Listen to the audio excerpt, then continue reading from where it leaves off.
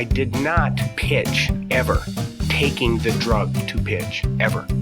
Now, many times I went to the park totally on a cocaine hangover. Former Major League relief pitcher Steve Howe today on Now I've Heard Everything. I'm Bill Thompson.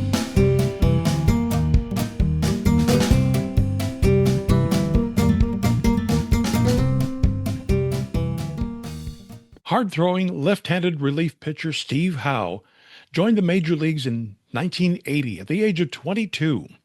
Now that year, he won the National League Rookie of the Year. The following year, 1981, he helped his team, the Los Angeles Dodgers, win the World Series. But by 1982, Steve Howe's life and baseball career were starting to unravel because of alcohol and cocaine abuse. In 1984, he was banned from baseball, but then reinstated on appeal. But by 1987, it looked like his baseball career was over for good. At that point, it would be another 4 years before he got a chance with another team, this time the New York Yankees. While he was away from the game, though, Steve Howe wrote a book, an autobiography, a very frank autobiography, called Between the Lines. And he and I talked about that book in the summer of 1989. In just a moment, our conversation. No, Sherman, this isn't the Wayback Machine, but it is a look back at an interview from the 30-year archive of national radio personality Bill Thompson. Enjoy.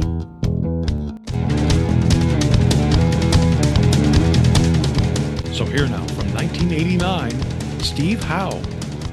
Because of the controversy involved, because of the media attention, that myself being the first person to voluntarily, I say voluntarily lightly at the time, seek treatment for chemical abuse in professional baseball.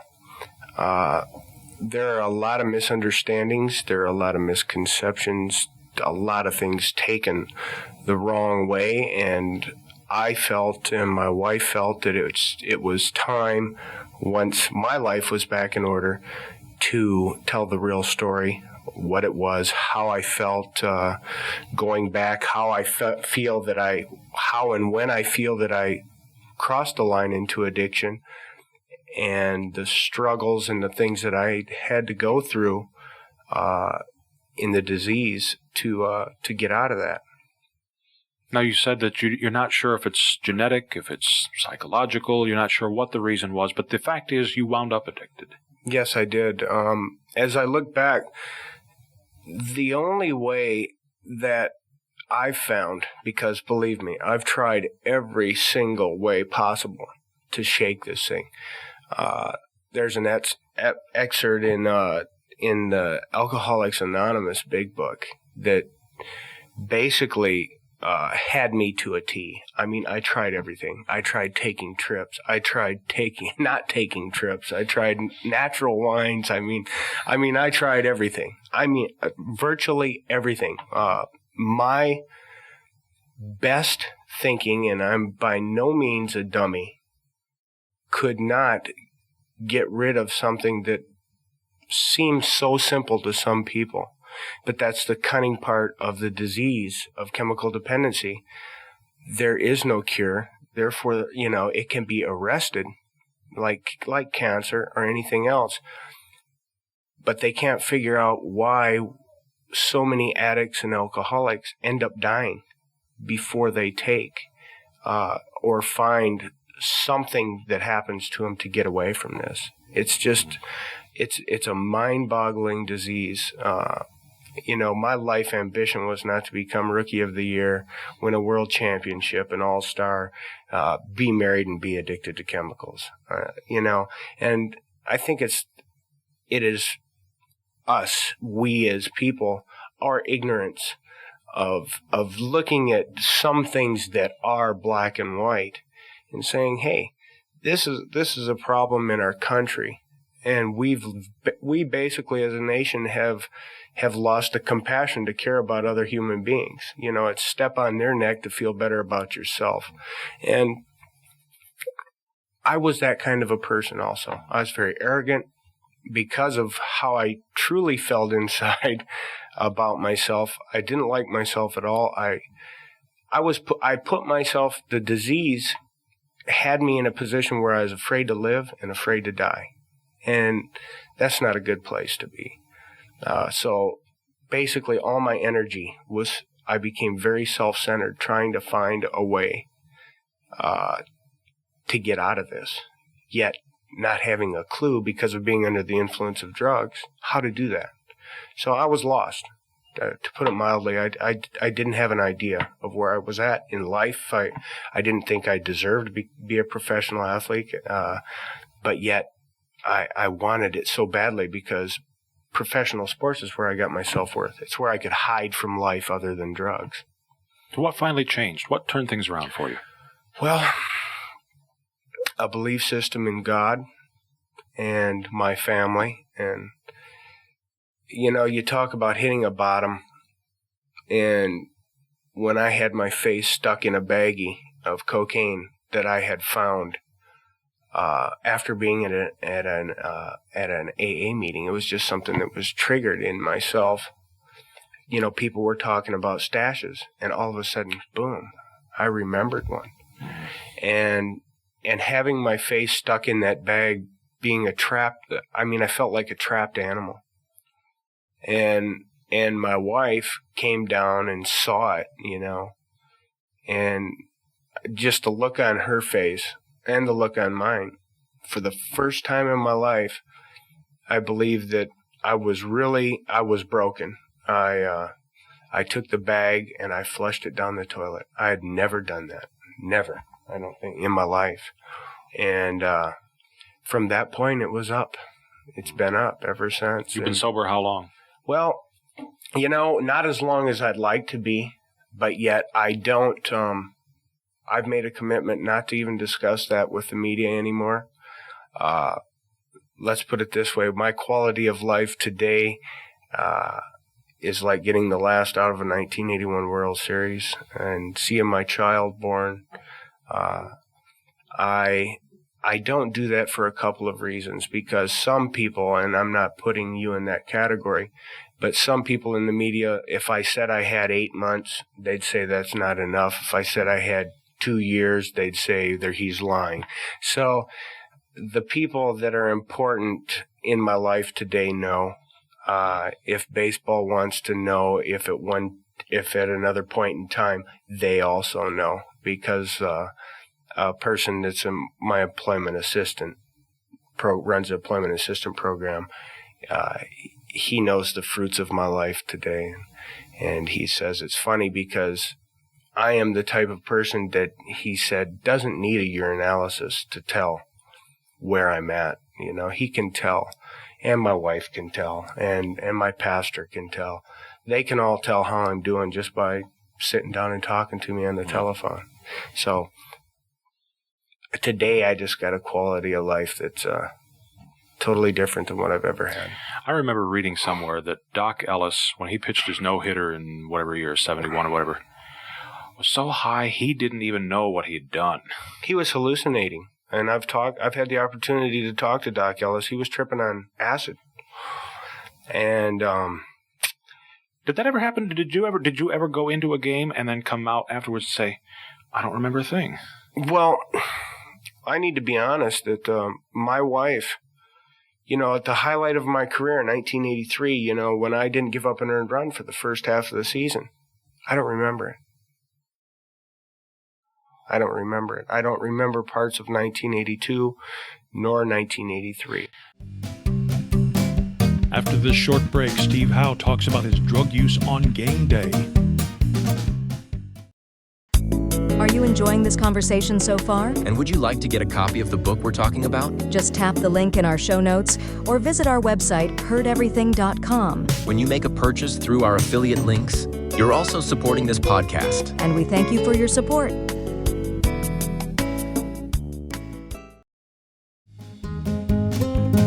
Now back to my 1989 conversation with Steve Howe.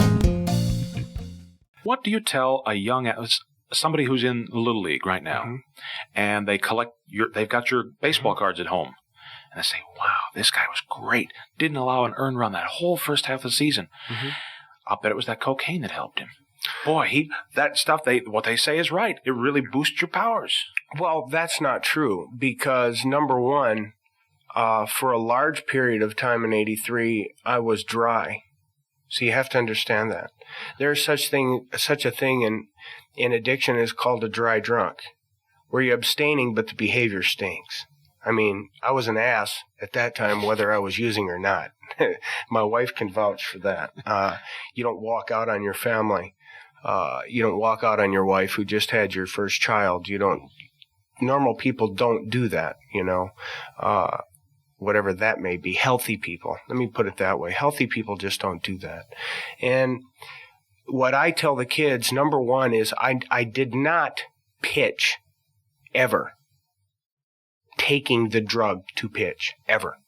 Now, many times I'd be lying through my teeth if I didn't say I went to the park totally on a cocaine hangover. There were times when I would be getting high up until 2:00 in the afternoon the day of a game, and then I'd have to go to the park. By 10:00, when my job started that night, I was a tired individual, but not under the influence of a high of a drug. What I say to the young kids is, if you want to go out there and if you want to kill somebody, it is their choice. I can't stop anybody. I can't even stop my own children from experimenting. That's a sad part of it. But what I can do is share honestly with my children and with other kids. I can give them guarantees of what's going to happen in their life if they choose to do drugs. And it's not pretty. Now, do they know, your children, do they know do they have a sense? I mean, obviously, if they pick up your baseball card, it does not on the back say, throws left, bats left, takes cocaine.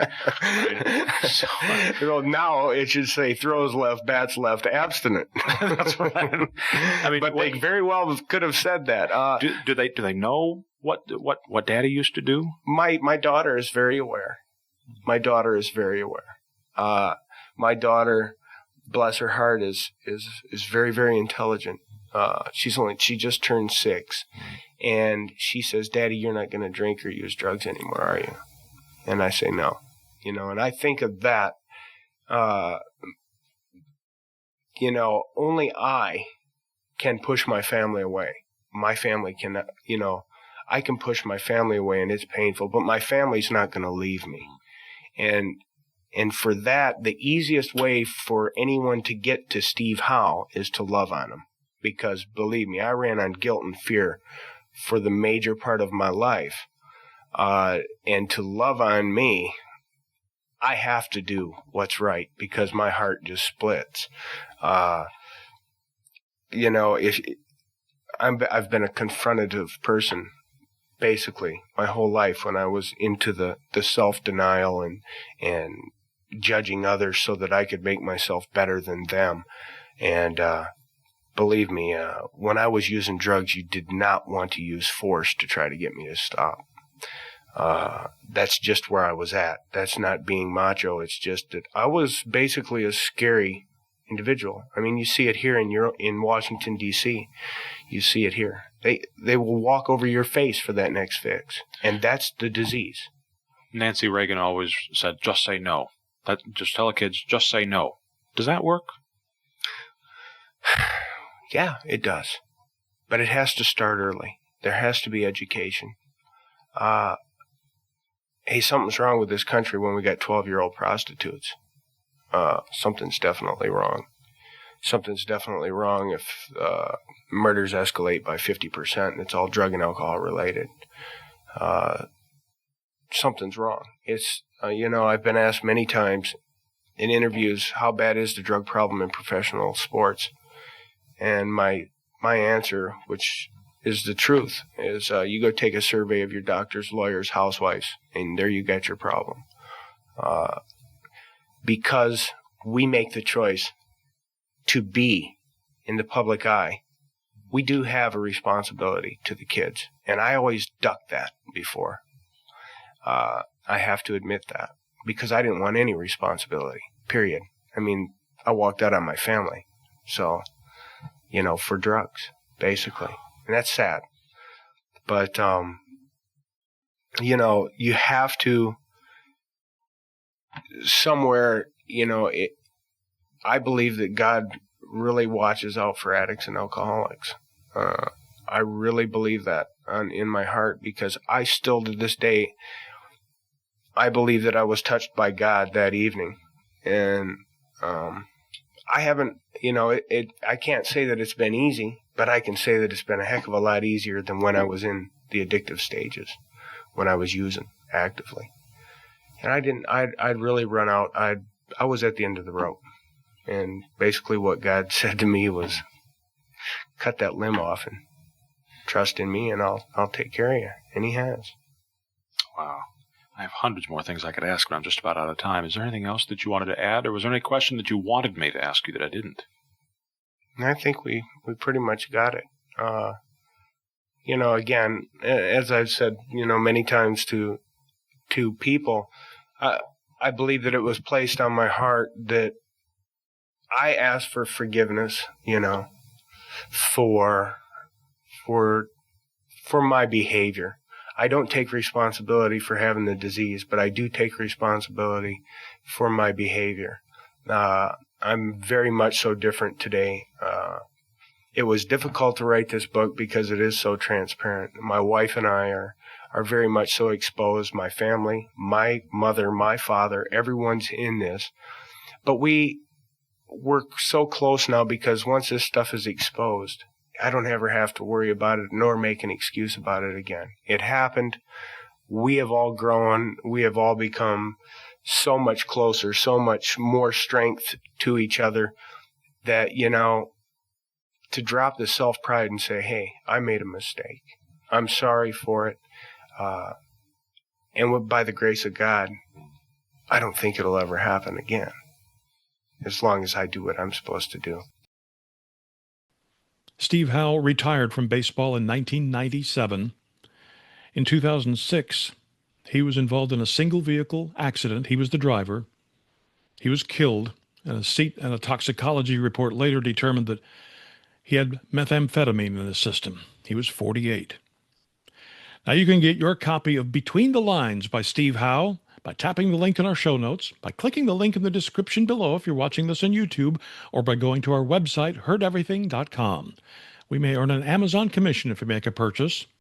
Heardeverything.com is where you can also hear my 2003 conversation with another Dodger standout who's only the second major leaguer ever to come out as gay, Billy Beane. I had to date women, be with women on the road, around the other guys, to perpetuate that reputation. If you're young, you're successful, you're good looking, you have a lot of money, it doesn't take long before the questions arise. Why doesn't he have a girl in his life? And my 1998 conversation with the founder of the DARE program, Glenn Levant. It's a sad fact in the United States, as well as almost every other country in the world, your children will be approached by another kid, and they will be offered a substance that you don't want them to take. And of course, we post new episodes of Now I've Heard Everything every Monday, Wednesday, and Friday, and you can find us everywhere you find podcasts. And thank you so much for listening.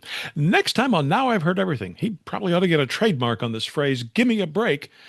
We'll revisit my 2004 conversation with TV's John Stossel. I thought that too. Yes, we see the problem. Let's have these wise elites in government fix it. And then I watched them work. And I'm embarrassed at how long it took me to see that the plans of the anointed go awry. They make things worse. That's next time on Now I've Heard Everything. I'm Bill Thompson.